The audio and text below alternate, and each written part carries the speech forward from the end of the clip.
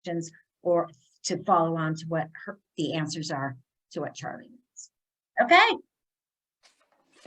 Molly, you're up. Hey, hi everybody. I'm Molly Hermes, and in my prior life, I was a data analyst and an accountant. So I love spreadsheets and I love numbers. And I just sat down in the month of January when we were in the midst of the atmospheric river, and I just crunched away. I looked at all the congressional seats, all the Senate seats, all the state legislative seats for every single state. I have a massive spreadsheet. I've got a tab for every state. I just methodically go through and I look at patterns. So anyway, these are my insights for us at Commit to Democracy. And they're going to be very similar to, if you've gone to other strategy sessions, some is going to be similar and some may be a little bit different. But this is our take on our starting strategy for what we need to do in 2023 and 2024. All right. So without further ado, our big job in 2024 is to hold the Senate blue. And I know we said that in 2022 and in 2020 and in 2018, but it really is true. We've got to hold the Senate blue. Now, the numbers for the Senate really are not on our side. So all the states that you see in darker blue, these are all states that currently have a Democratic senator that is up for re-election. The thing is that the margins are slim in these states. So for all of these states, these are rated on the Cook Political Report as lean Democratic. So we've got Nevada, Montana, Wisconsin, Michigan, and Pennsylvania as lean Democratic. Now, on the toss-up side, all the toss-ups are also on the Democratic side, unfortunately. So Arizona, that's a toss-up. Ohio, Sherrod Brown, that's a toss-up. West Virginia, that's a toss-up. We also have a problem. Arizona, Kristen Sinema, she's now independent. A lot of us don't like her. We've got Joe Manchin in West Virginia. A lot of us don't like him. But guess what? Without this state and this state, it's going to be really hard to keep the Senate blue. So we're going to have to really think about how to approach our work. But we've got plenty of states that we do like to go after. So Nevada, Jackie Rosen, Montana, John Tester, Wisconsin, Tammy Baldwin. Michigan is an open seat. Debbie Stabenow stepping down is going to, the problem with open seats is you're at your most vulnerable when you have an open seat because the other side could take it. So we have to keep Michigan blue. And then Pennsylvania, Bob Casey. Now, Bob Casey, he's been in office for a long time and he's a known quantity. And in a presidential election year, he might not be on the lean list, but right now he is. So that's why that's there. Now, on the other hand, I firmly believe that in 2024, we need to go large enough so that we can play a little offense. And wouldn't it be great to get rid of the extremists? Okay. Rick Scott in Florida. Florida is this is likely Republican in Florida, but if we can do enough work in Florida, what if we could move that to a toss-up? What if we could move that to a lean Democratic? I really want you guys to think about that. I think we need to do some work in Florida. We can't just give up Florida. Josh Hawley in Missouri. Wouldn't it be awesome to kick that guy out? It'd be so awesome. Tennessee, Marsha Blackburn, and of course, everybody's favorite person to hate would be Ted Cruz in Texas. Okay, some people think Florida's a lost cause. I get it, but things are only a lost cause when we give up on them. And I want you to think about that. All right, so that is the Senate strategy. We're going to fight for blue and we're going to hold blue. That's the overwhelming message on the Senate. And it's going to be a tough fight. Okay, let's go to the next slide.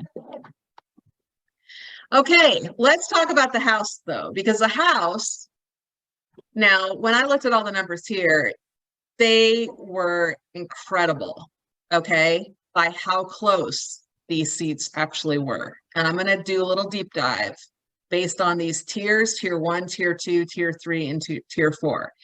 But essentially, there were 48 seats that were red. Yes, those people got into office, but they were really, really close, way closer than any of us could have predicted. In fact, if I knew how close they were, I might not have been so panicked all year in 2022. I might have just worked a little harder, dusted myself off. I mean, believe me, as a leader committed to democracy, we all work plenty hard, right?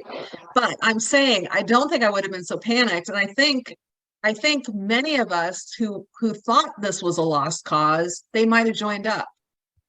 So it was not a lost cause. All of these seats were so close. And what I want to do is I want to now drill down.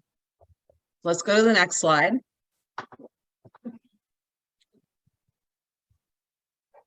Okay, let's talk about these 7 House seats, okay? And they're in light pink, and some of them you can hardly see because they're in small, very heavily populated metropolitan districts.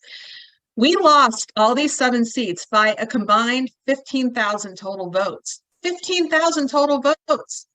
And in fact, in CD13, in California CD13, we lost that seat by 500 votes. Lauren Boebert here in Colorado, she won by only 500 votes. Like there were 500 votes between these seats, and the other seats were all less than 10,000. They were very close. So this is definitely an opportunity to focus on these seats and get them back because they were so close, and they were so close in a midterm election year, not even in a presidential year. And Biden won some of these districts in 2020. So we've got a good chance with these. Now let's go to tier 2. Now tier 2 is even harder to see because some of these districts are very heavily metropolitan districts, but you're going to see 3 of our favorites: David Valadao, Mike Garcia, Young Kim. Now we worked really hard to get David Valadao out of there and Mike Garcia out of there last year. So we're going to have to do it again. These are seats that Biden took. Hopefully we can change our strategy, get more people involved, and really get these seats this time. Now, what surprised me too is that outside the battlegrounds, there were some seats that were really close. And in Nebraska, right here, that was one of our very close seats. And in Pennsylvania, Ryan Fitzpatrick, that was a close seat. And Biden won all of these districts. So why are these guys in office, or these gals? We can get them out. All right, now let's go to tier 3. Okay, there are 10 seats. Now these were farther away. We lost all of these 10 seats by a combined 165,000 votes, but some were very close.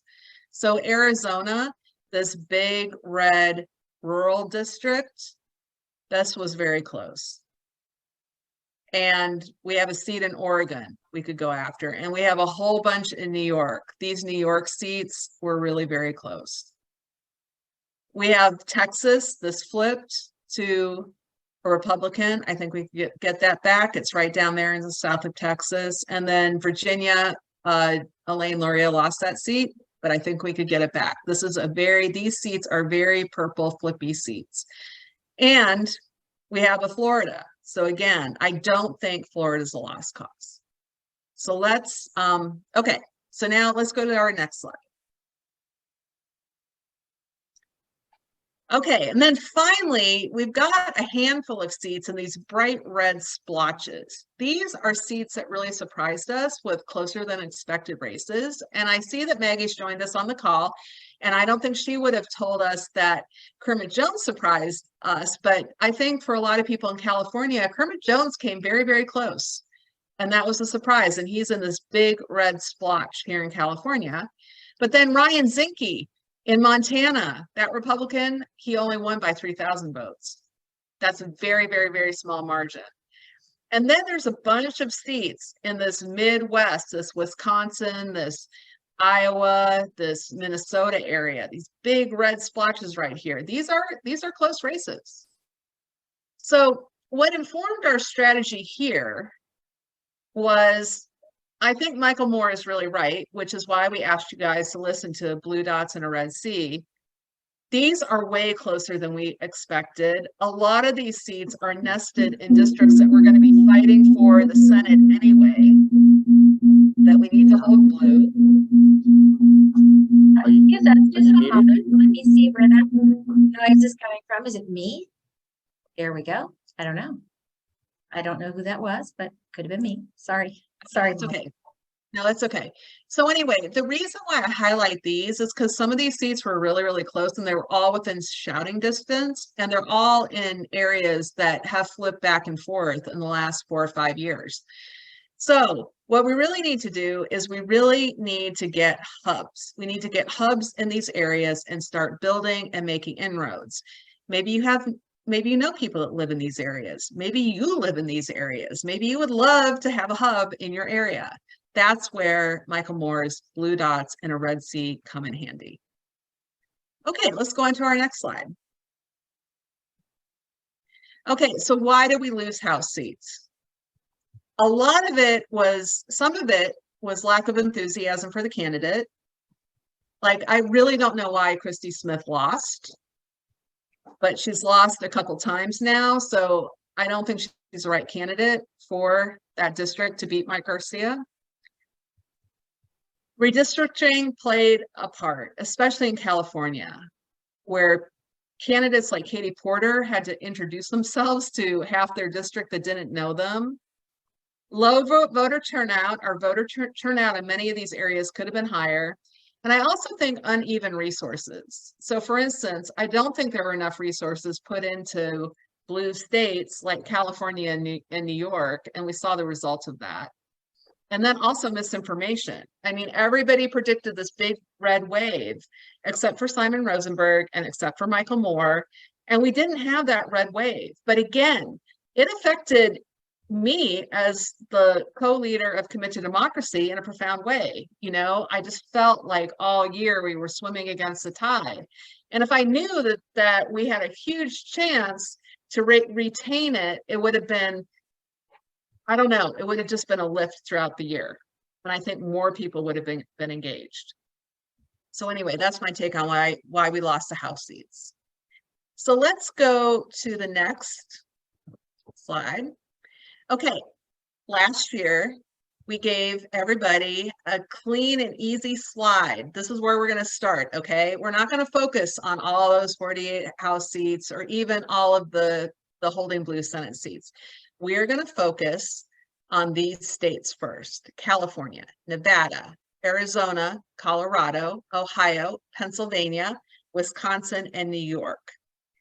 We're going to start by trying to flip 12 red seats, these seats, and we're going to try to hold these seats blue, these Senate seats. We're going to focus in Arizona, Nevada, Ohio, Pennsylvania, and Wisconsin to start.